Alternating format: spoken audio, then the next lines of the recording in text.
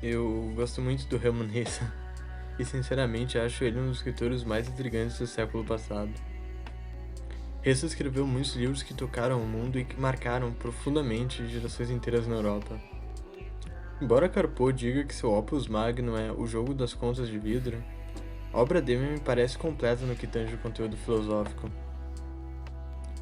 Demian é uma composição literária que agrupa, de maneira totalmente harmônica e singular, conceitos filosóficos de altíssimo requinte. Quando observado com atenção, Demian traz traços de grandes gênios da psicologia, psicanálise e da filosofia, como Freud, Jung e até Nietzsche. O personagem principal, Emil Sinclair, pseudônimo que Hesse usou para publicar o livro, se encontra em um grupo de meninos que, em um dia normal, esbanjam suas travessuras. Por sempre ter sido um rapaz de família atenciosa, Emil não tem que contar e inventa uma história. De forma resumida, Sinclair arruma briga com o menino que ameaça denunciá-lo pela história que inventara. História que, mesmo de mentira, passou a atormentá-lo como se fosse verdade.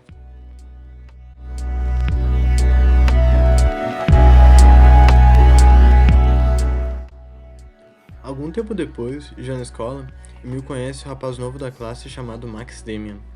Após indas divinas de encontros misticamente imprevistos, Damian expõe uma interpretação pessoal do conto de Caim e Abel, localizado na Bíblia hebraica.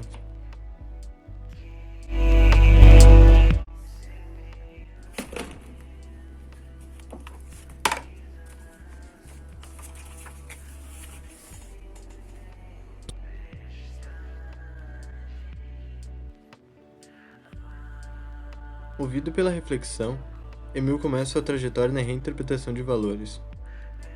A novela é classificada como um Bildungsroman, ou novela de aprendizagem, justamente por essa formação na psique da personagem.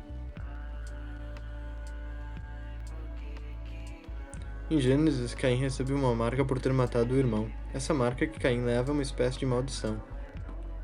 Esses encontros seguem acontecendo ao largo do livro de maneira sempre peculiar, e vão formando a cabeça do personagem. Emil é, a partir de agora, homem duvidante. Em meu ponto de vista, Max Damian suscita uma madrugueira perturbação na alma, algo que meras palavras jamais causariam. Tudo isso para instigar que Sinclair faça algo que jamais fizera, isto é, pensar. Num trecho do livro rolam algumas reflexões sobre dois mundos. Usa-se a metáfora do mundo de dentro da casa de Emil, com família e suas religiosidades, e o mundo externo, este cheio de maldade e podridão. Um mundo claro e o outro mundo escuro. Entendo que a proteção paterna funciona como uma espécie de véu de Maia, uma venda que impedia que Emil enxergasse do outro lado.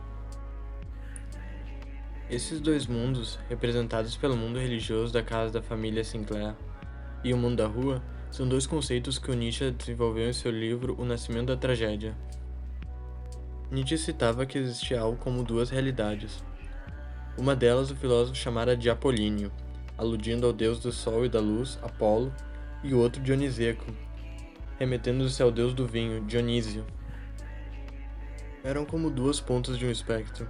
A ideia de Apolíneo falava sobre a ilusão da realidade pela arte e sobre uma cortina de fumaça feita pela beleza.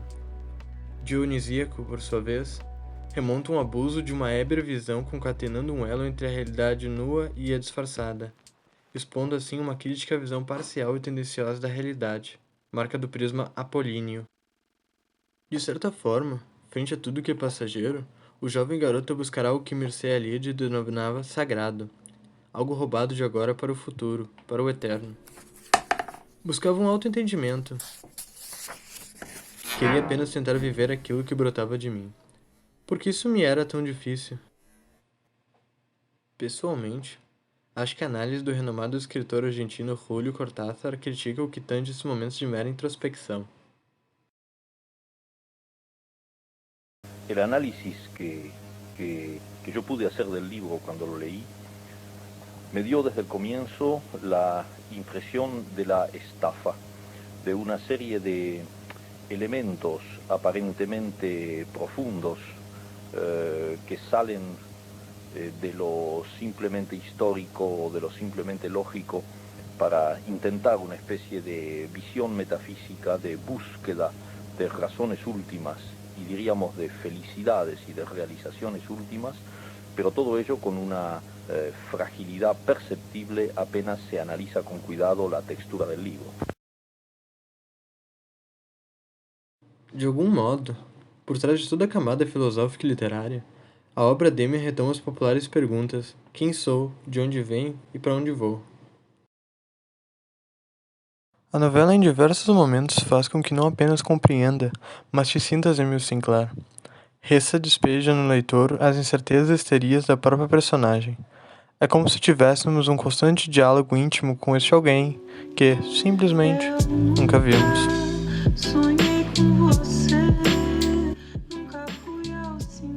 O livro, diversas vezes, faz-se repetitivo no que alude à introspecção.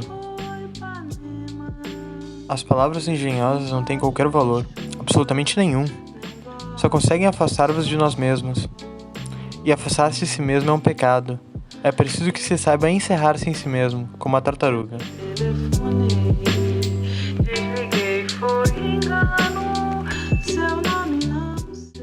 Voltando à parte filosófica, ocorre uma tentativa de criação de valores próprios, como se a personagem quisesse tornar-se uma espécie de Übermensch nietzscheano.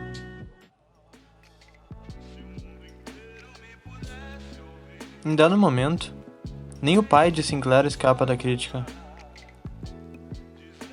Todavia, em meu interior havia algo que se recusava a aceitar de modo definitivo as opiniões de Demian.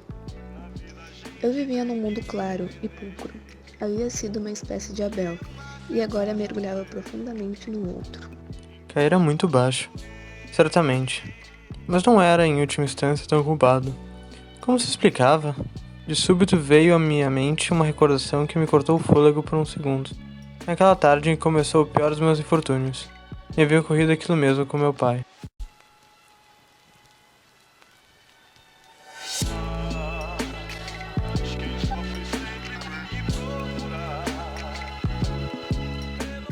Essa parte do livro faz um paralelo bem interessante com um recorte que retoma a questão bíblica. E eu, que já era Caim e levava a marca na fronte, imaginara naquele instante exato que o sinal não era um estigma infamante, mas antes um distintivo e que minha maldade e infelicidade me faziam superior a meu pai, superior aos homens bons e piedosos. Mesmo que fique confuso se vai vendo conceitos no vídeo, é necessário que retomemos o que foi falado alguns tópicos atrás. Trata-se de uma personagem fazendo suas próprias morais. Acho que chegamos ao nosso super-homem. Tem um trecho que sintetiza desde a parte do Nietzsche até a crítica do Sinclair ao pai. O pássaro rompe a casca do ovo. O ovo é o mundo. Aquele que quiser nascer tem que romper o mundo. Isso me lembra muito essa pintura do Dalí, feita na mesma pegada de pós-guerra. Falando em guerra, no final da obra Sinclair é chamado para a Grande Guerra e se encontra em uma hospedaria com Demian, que não vira há muito tempo. Aí vai mais um desses encontros místicos. Embora o final seja considerado fraco e ruim, tanto pela mídia da época quanto atual, o livro termina com uma passagem bem impactante. Mas quando vez por outra encontro a chave desse em mim mesmo, ali onde no sombrio espelho dormem as imagens do destino, basta me inclinar sobre a negra superfície acerada para ver em mim a minha própria imagem, semelhante já em tudo a dele, a ele, ao meu amigo e meu guia.